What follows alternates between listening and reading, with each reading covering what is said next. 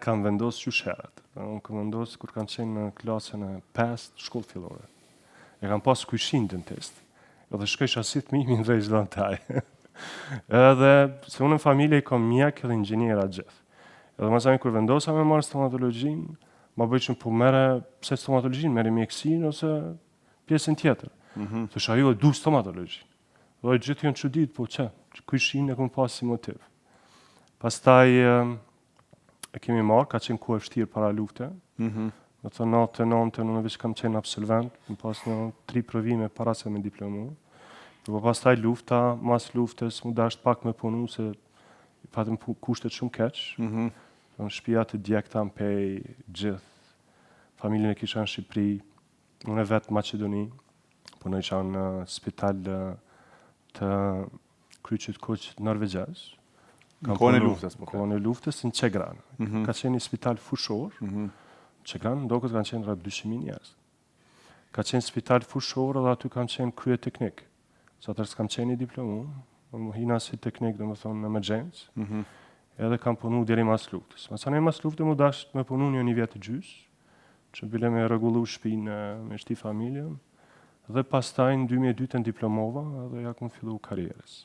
2004 në kam regjistru specializimin, 2008 e kam kry, pastaj nisa trajnimeve në Amerikë, pastaj në Evropë dhe shtu.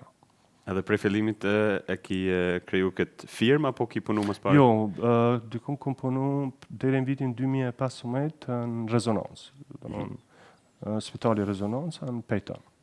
Edhe kam epë mësim deri në 2017, dykun rreth 12 vjetë, në Universitetin e Rezonancës, që është privat. Çfarë këshille ju kisha dhënë krejt atyne që dojnë me njek këtë drejtimin e njëjtë, edhe cili është sekreti yt i suksesit? I kisha këshill që të shkojnë, nëse dojnë stomatologjinë, ma duhet ta dojnë tamam, se është shumë e vështirë, edhe fizikisht, edhe psikisht, vjen shumë punë, edhe duhet ta punojsh një kohë gjatë. Në momentin që e punon një kohë gjatë dhe zhvillon një kohë gjatë, atë duhet ta dojsh ton kohën. Në momentin që nuk e don ose nuk e vlerëson ose nuk e don, po nuk e ki pasion gjatë rrugës, atëherë dështon. Doki, ju thotë që në familjen tuaj janë të gjithë inxhinierë dhe doktorë. Doktor. A ke menduar apo a do të trashëgohet puna juaj tek fëmijët tuaj? Po, se di. Djalin e kam stomatologji në Amerikë vit 2. Ashtu? Po. Okej. Djali tjetër, i dytje, është në stomatologji këtu në rezonancë. Të dy djemtë i ke për të njëjtin drejtim? Po, kështu që nuk e di. Tash unë i kam thonë që mos e merrni vetëm që jam unë, po merrni nëse doni. Okej. Edhe nëse rrugës e shifni që nuk pe doni, leni, merr diçka tjetër. Po, atë që të merrni ta keni me dëshirë me pasion. Dhe djali ke edhe tash për Amerikë. Okej. Tash që, babi, nëse nuk e don, prap le, merr vazhdo diçka tjetër.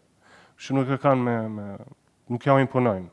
Thjesht merr diçka që e don me punu. Me që ki motivu? Janë motivu se edhe si fëmijë kam punu te unë. Do të thonë pushime verore si në shkollë fillore, shkollë të mesme, vishin laborator, pastrojshin që aty, shohin punën që mes me ndajt, edhe që qenë motivu. Bukur, unë pak më përpara dëgjova këta janë të lumtur pacientët kur të i rregullojsh. Realisht është lumturi e madhe e imagjinoj se çfarë lumturi mund të kenë. Po desha me ditë, a mban mend apo ke diçka specifike më na tregu se cila ka qenë reagimi më i mirë apo dhurata apo ku diun i ndonjë pacienti që e ka treguar veten ndaj teje?